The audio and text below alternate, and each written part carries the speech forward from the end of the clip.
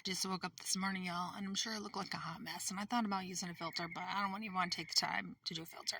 But anyways, so I have been researching torture. So a couple years ago when I was researching torture, I couldn't find any torture laws, but now they're popping up for every state. And I'm, of course, from the state of Michigan, so I've been looking up the torture laws for the state of Michigan.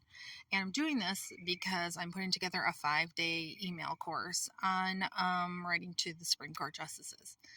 And so we're going to be talking about the torture in our case. And so I was researching this. It's actually all popping up. I don't know if you guys realize this because I didn't realize this, but torture is a Class A felony, which means it's life in prison. So if we can prove that our judges sold custody to our former spouses and that they tortured us to do that, to keep all eyes off them, like I've been trying to tell you guys, it's a Class A felony. We actually could put them in prison for life.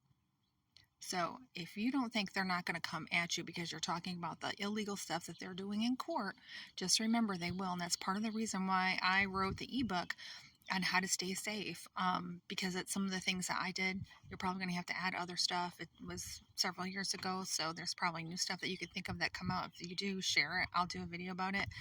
But yeah, I never realized that torture is a Class A felony, and that means life in prison. So that means your judge and your ex and your guardian ad litem or your attorney, whoever, if found out that they are torturing and selling custody, which is RICO, life in prison. I don't think they want that. So be careful what you're doing because they're not going to want to go to prison for life. That's all the information I got for today, y'all.